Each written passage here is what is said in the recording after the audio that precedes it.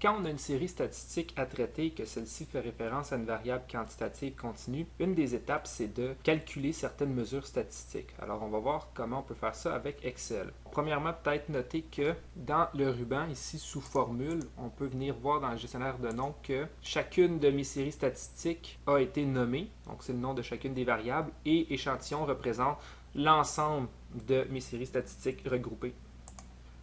Alors, si je viens ici, on a un tableau croisé dynamique de la distribution de ma variable quantitative continue. On a ici le tableau de dépouillement, donc lui, il est statique. Et ce tableau-là a servi à faire les différents graphiques relatifs à la variable quantitative continue. Donc, les différentes mesures statistiques que l'on peut calculer. Premièrement, dans les mesures de tendance centrale, on a la classe modale. On a le mode brut.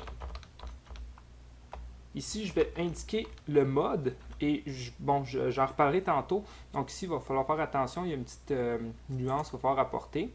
Donc classe modale, mode brut, le mode. On a bien entendu la médiane et la moyenne. Alors ça, c'est mes mesures de tendance centrale. J'ai aussi des mesures de position, alors je vais calculer le quartile numéro 1 et le quartile numéro 3. Bon, il y a d'autres mesures de position, là, mais disons que c'est celles qui sont les plus utiles ou celles qu'on utilise le plus souvent. Et finalement, les mesures de dispersion. Alors, on a l'écart type,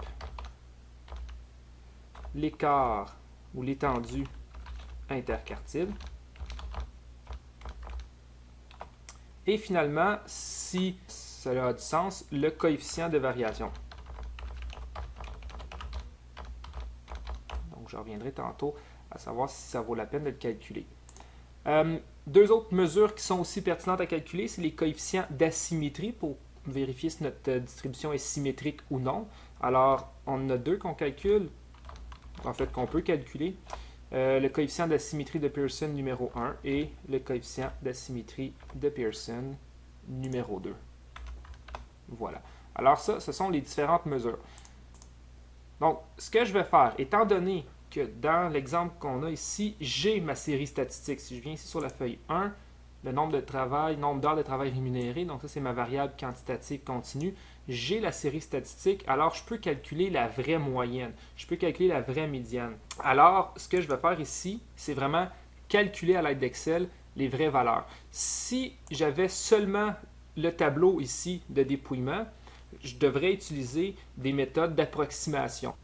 Donc, on va débuter avec la classe modale. Donc, la classe modale, c'est la classe qui a le plus grand pourcentage des unités statistiques. Alors, si on regarde, ici, on a notre plus grand pourcentage. Par contre, on remarque que la classe ici, la deuxième, on a sensiblement le même pourcentage. Alors, dans ce cas-ci, on aurait une distribution qui serait bimodale. On a vraiment deux classes qui, pour ainsi dire, ont le même pourcentage. Alors, je vais indiquer que j'ai deux classes modales. Alors, la première de 20 à 24 et la seconde classe modale sera de 24 à 28. Mode brut, eh bien les modes bruts correspondent au point milieu des classes modales. Donc si j'ai deux classes modales, j'aurai deux modes bruts. Le premier, donc le point milieu entre 20 et 24, c'est ici 22. Et le point milieu ici, on a entre 24 et 28, c'est 26. Le mode, bon alors là, je vais faire calculer le mode avec Excel et puis j'y reviendrai tantôt parce que on a bon, dans le cas d'une variable quantitative continue, il faut faire attention au mode. On peut calculer les classes modales, les modes bruts, ça de façon assez simple, mais le mode, il faut faire attention quand on est en présence d'une variable quantitative continue. Donc j'y reviendrai tantôt, mais bon, on va le faire calculer quand même. Alors le mode est le nom de ma variable, nombre d'heures de travail rémunérées. Donc ça, c'est dans mon gestionnaire de noms. Donc on a un mode de 20. Médiane, la commande c'est médiane. Le nom de ma variable, nombre d'heures de travail rémunérées.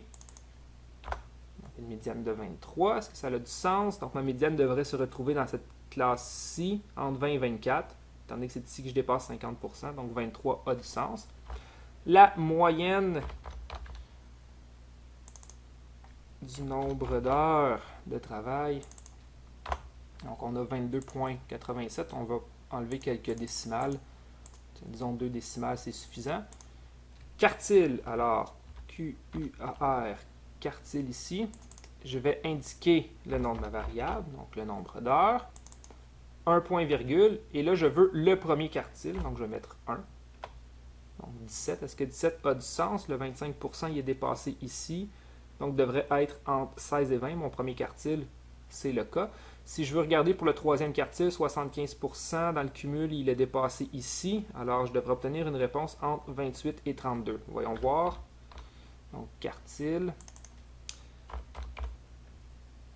le nombre d'heures de travail, point virgule, 3 parce que c'est le troisième quartile que je désire, et on obtient 28. Donc c'est une réponse qui est acceptable étant donné que le 28 est inclus dans cette classe-ci. C'est notre troisième quartile. L'écart type. Alors on a l'écart type et l'écart type P. L'écart type dans le cas d'un échantillon, l'écart type P dans le cas d'une population. Moi c'est un échantillon. Alors voilà, je marque le nom de ma variable. On a un écart type d'environ 8. Encore une fois, je vais enlever quelques décimales. L'étendue interquartile, alors Q3 moins Q1. L'étendue interquartile de 11. Le coefficient de variation. Donc, le coefficient de variation, c'est l'écart type divisé par la moyenne en pourcentage. Par contre, il faut se demander si on est en présence d'une échelle de rapport. Si c'est le cas, le coefficient de variation aura du sens. Sinon, on ne le calcule pas parce qu'il n'aura pas de sens. Donc, notre variable, c'est des heures. Alors, quelqu'un qui répondrait 0 heure, donc ça voudrait dire qu'il y a une absence d'heures de travail rémunérées. Ici, c'est notre variable.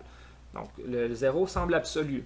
Aussi, on pourrait faire des rapports. Quelqu'un qui, je ne sais pas, en moyenne fait 4 heures de travail rémunéré par rapport à quelqu'un qui en fait 20. 20 divisé par 4, ça donne 5. Est-ce que quelqu'un qui fait 20 heures de travail rémunéré par semaine travaille 5 fois plus qu'une personne qui en fait 4? Donc, fait 5 fois plus d'heures de travail rémunéré? Oui. Hein? Donc, ici, le rapport s'interprète bien. Ça veut dire que je peux calculer mon coefficient de variation parce que je suis dans le cas d'une échelle de rapport. Alors, on calcule écart type divisé par la moyenne et on va mettre ça en pourcentage. On peut peut-être ajouter une ou deux décimales.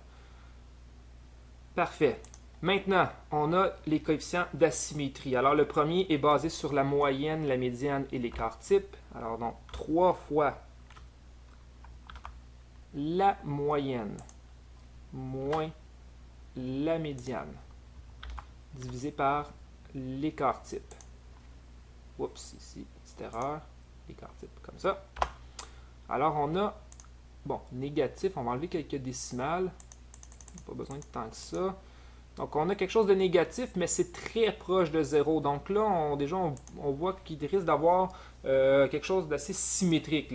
L'asymétrie est vers la gauche, étant donné qu'on a un coefficient négatif, mais elle est à peine perceptible, parce que notre valeur est très proche de 0. Voyons voir si avec le deuxième coefficient d'asymétrie, on peut confirmer que notre distribution est symétrique. Alors, le deuxième coefficient d'asymétrie, le troisième quartile, moins 2 fois la médiane, plus le premier quartile, le tout divisé par Q3 moins Q1, ou, en d'autres termes, l'étendue interquartile, et on obtient quelque chose aussi qui est très proche de 0.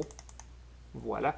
Alors, encore une fois, on voit qu'il y a une légère asymétrie à gauche, mais c'est tellement minime. On a deux valeurs qui sont très très proches de 0 pour les deux coefficients d'asymétrie de Pearson. Alors, on pourrait ici conclure que notre distribution est à toute fin pratique symétrique. On peut peut-être regarder avec l'histogramme de la distribution qui a déjà été fait à l'aide d'Excel. Donc, on voit que, effectivement, notre distribution semble très, très symétrique. Et on voit bien aussi nos deux classes modales. Hein. Ici, on voit qu'il n'y a, pour ainsi dire, aucune différence entre les deux classes. Et il ne faut pas oublier que dans le cas d'une variable quantitative continue, c'est nous qui avons décidé de faire des classes, dans ce cas-ci, de largeur 4. On aurait pu décider de faire des classes de largeur 5, et là, nos colonnes auraient été un petit peu différentes. Donc, c'est normal, le mode, il est un petit peu difficile à bien cerner dans le cas d'une variable qui est quantitative continue. Alors, c'est sûr que ça va dépendre beaucoup de la façon dont on fait nos classes. Alors, je vais revenir ici. Donc, quand on a une distribution qui est symétrique, c'est que notre moyenne, notre médiane et notre mode sont environ équivalents, donc presque pareils. Alors, si on regarde la médiane et la moyenne, on voit qu'on a deux valeurs qui sont très très proches. Par contre, le mode calculé avec Excel, on voit que c'est pas tout à fait proche de 23. Il y a quand même un petit écart. Alors, bon, pourquoi ça? C'est que, en fait, le mode, dans le cas d'une variable qui est quantitative, continue, il faut faire attention de ne pas utiliser la fonction mode. En fait, il faut vraiment bien l'interpréter parce que Excel va aller chercher la valeur qui revient le plus souvent, donc qui a été 20. Par contre, c'est des valeurs approximatives que les gens ont données concernant le nombre d'heures. C'est pour ça que c'est une variable qui est continue. Alors, le 20, c'est peut-être pas tout à fait la bonne valeur. Il ne faut pas oublier non plus que dans mon échantillon, j'avais ici 1488 personnes, ou en fait unités statistiques, et j'aurais pu récolter 1488 valeurs différentes pour mon nombre d'heures. Alors, quand on est dans le cas d'une variable qui est quantitative, continue, pour calculer le mode, c'est peut-être pas une super bonne idée de prendre la fonctionnalité d'Excel. Ce qu'on va faire, bon, premièrement, peut-être une petite note, les classes modales et les modes bruts peuvent être une bonne indication. Ce qu'on va faire, c'est qu'on va plutôt utiliser la formule d'approximation du mode. Si je retourne dans l'histogramme, là, on voit qu'on a deux classes modales. Donc, si je veux trouver une valeur autour de laquelle il y aurait une plus grande concentration de données, eh bien, elle devrait être très proche de 24, étant donné que, bon, on voit que ces deux colonnes-là ont, pour ainsi dire, le même pourcentage de données. Alors, si je veux trouver une valeur vers laquelle il y a une plus grande concentration, elle devrait être très proche de 24. Alors, la valeur 20 qui a été sortie par Excel, c'est effectivement la valeur qui revenait le plus souvent, mais étant donné que c'est des nombres arrondis, il faut la prendre avec un grain de sel. Donc, je vais rappeler la formule d'approximation et on va voir qu'est-ce qu'elle va me sortir comme réponse. Et peut-être qu'elle va être plus, disons, crédible que celle qu'on a fait calculer par Excel. Donc, la formule, je la réécris ici. Alors, le mode est environ égal à la borne inférieure de ma classe modale plus delta 1 sur delta 1 plus delta 2. Tout ça fois la largeur de la classe. Alors, on va regarder ensemble qu'est-ce que c'est tous ces symboles-là, qu'est-ce qu'ils valent dans notre situation. Donc, premièrement, BI, ça serait, je vais venir faire le calcul ici, la borne inférieure de ma classe modale. Donc, ma classe modale, disons celle-là, s'il y avait vraiment une classe modale, ça serait celle-ci. Alors, ma borne inférieure, c'est 20. Plus, je vais mettre une parenthèse. En fait, je vais mettre deux parenthèses. Pour, premièrement, le numérateur. Le delta 1, c'est la différence positive entre le pourcentage de données dans la classe modale et la classe précédente. Donc, la classe modale, en fait, le pourcentage moins la classe précédente. Donc, ça, c'est mon delta 1, c'est mon numérateur. Je vais diviser par, donc, premièrement, au dénominateur, je recalcule delta 1. Donc, ceci moins cela. Ça, c'est mon delta 1. Plus, maintenant, le delta 2, c'est la différence positive entre la classe modale, le pourcentage des unités statistiques dans la classe modale, et la classe suivante. Donc, ceci, attendez, je vais mettre une parenthèse, ils ne sont pas nécessaires, là, mais peut-être juste que ce soit plus clair. Ceci moins cela. Voilà, on ferme l'ensemble des parenthèses et on multiplie par la largeur de la classe, donc de 20 à 24, c'est une largeur de 4, et on obtient 23,84. Plutôt 86, si je ne me trompe pas. Oui, donc 23,86. Alors, on remarque que cette valeur-là est beaucoup plus proche des deux autres valeurs qui sont ici.